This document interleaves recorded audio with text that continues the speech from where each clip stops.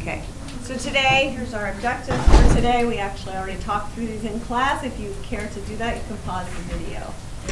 Okay, surface area, objective 1, we're understanding what surface area means. Surface area is defined as the sum of all of the exposed faces of a three-dimensional solid. Okay, so here's an example of a three-dimensional solid. Okay, I have a box of markers.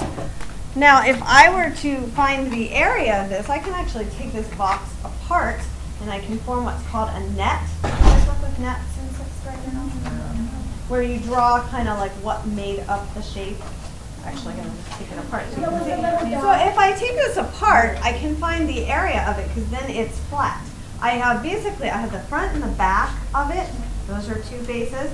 I have 2 of the skinny sides, and then I have, I shouldn't have a flap included, I have 2 of the short sides.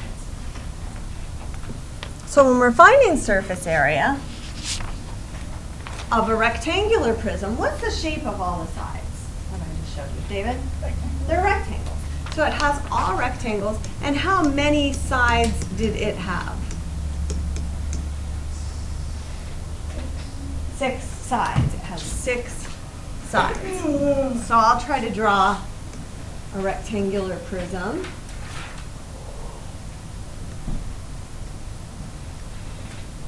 Oh, that didn't go well. Let me do that one. Okay. It's kind of hard when my pen skips out on me a little bit here. And then I'm going to do dotted lines for the inside. There we go. So there's my rectangular prism. The dotted lines show us what we cannot see. There are 6 sides. We have the front right here, and then we have the back, we have the top and the bottom, and then we have the right and the left sides. Now there are other types of prisms as well, and we're going to talk about other types, but we won't be finding other types today. A triangular prism has triangles as the bases. So a triangular prism kind of looks like this.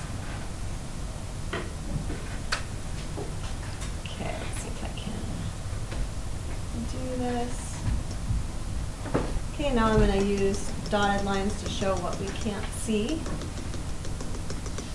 I think I'm pretty good at drawing prisms. So that's what a triangular prism would look like. The bases are triangles.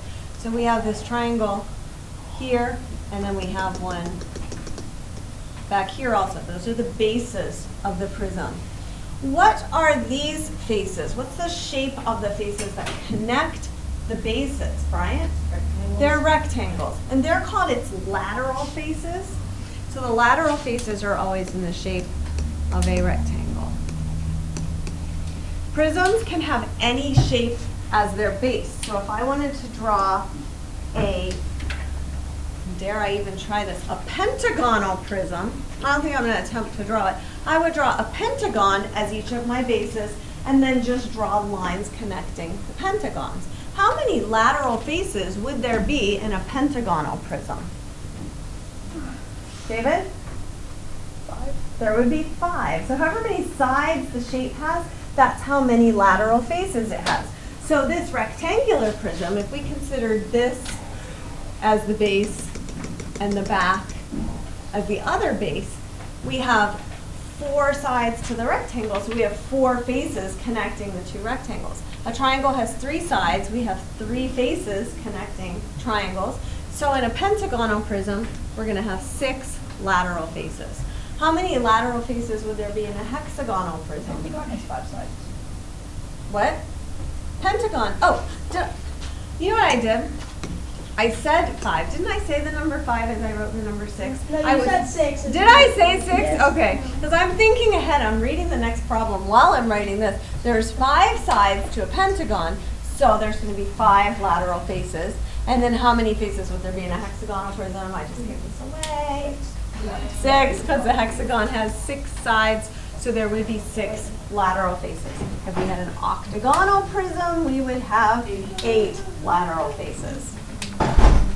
And lateral, if you want to just write this down, lateral just means the connecting faces. might help you remember what that's talking about. Okay, next thing we're going to do is kind of a fun thing. A lot of you asked me at the beginning of the year why I had cat food in my class. Cat food is just one of the boxes that I had lying around my house in my recycling when we did this last year. So today you're actually going to use, one lucky group will get to use the actual cat food box. Some of you will have to use granola boxes or oatmeal boxes, whatever is back there. So what you're going to do, let's talk about this first. You are going to find the area of all 6 of the surfaces of your box. You're going to do that by measuring. It says here to measure to the nearest 1/8 of an inch, but what would be easier actually than measuring this in inches is just to measure it in centimeters, because the metric system is a whole lot easier to work with. In the metric system, when you have those little, okay, so here's a metric ruler. You have the large numbers, 1, 2, 3, 4, 5, 6, 7, 8, 9, 10, etc. And then in between each set of numbers, you have 10 little dashes, which makes it really easy because each dash is worth 1/10. So say you were measuring something and it was 4 and then 3 dashes past the 4, you could just say that it's 4.3 centimeters. Inches don't work like that. Inches are, there's 16 in between the inches, and so you have to use fractions. So go ahead and measure in centimeters. That way you can just use, you know, whatever, point whatever. And then you're not really going to have too many issues with rounding. So you don't have to write your dimensions as fractions. You can just go straight to the dimensions as decimals. That'll make it go a little more quickly. You're going to find the area of each face, and then the surface area is the sum of all the faces. So that you're then going to find the area of all of the faces added together. Okay, any questions about what you're going to be doing? I'd like you to work in groups of 3 or 4. I have 6 different shapes to measure, so that will allow us the right amount of time. We're only going to take about 10 minutes to do this, so go ahead and how about if we just organize according to who's close to you? So it doesn't have to be exact because we have a lot of people absent today, but get yourselves in groups of 3 to 4. Send one person back to get a ruler and your cat food box. Just a note about the rulers. These, wait, don't go yet. Give me your attention. These rulers are plastic. If you choose, sit down. If you choose to use a plastic ruler, do not snap the rulers. Anyone who snaps like waves or snaps it on your desk or whacks your friend or whacks another ruler like a sword will be an automatic write-up. Do not snap the rulers. All right, you may begin. Sorry for those of you who aren't here today, we forgot to hit record, so let's just go back a second for their benefit. You might want to just pause the video here and check out this page. This is the formula we came up with for the surface area of a rectangular prism. Okay, back on this. So we have 160. We have 2 times 4 is 8 times 16. That would be 80 plus 48 would be 128. And then 2 times 5 is 10, 10 times 4 is 40. So we have 160 plus 128 plus 40. When we add those all together, we get 328 square feet. Any questions about that? Okay, let's do number 2 independently. So you guys do this, follow the same format, write everything down for the first few, make sure you're writing down all of the steps. You can maybe take some shortcuts later, but for now, write down all the steps. Not the same question? I did not get what you did on number 1 at all.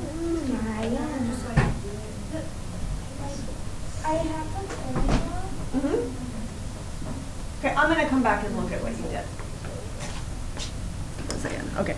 Correct answer for number 2 was 108 square inches. So you should have done length times width, 3 times 4, 3 times 4 times 2, and then 4 times length times height, so 4 times 6 times 2, and then 3, okay, we already did 3 times 4, what did we do yet? 3 times 6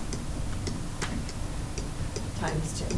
And then added them all together, and you get 108. Most people I saw had the right answer. Okay, I I would like you to do the one on the last page. It is an exit ticket, so everyone needs to show me that before you leave. And then I'm going to pass out your homework for tomorrow. Your homework has a couple examples done on the sheet for you. So some of them are done for you. Some of them I put as a fill in the blank just to make sure that you're showing your work correctly for these problems.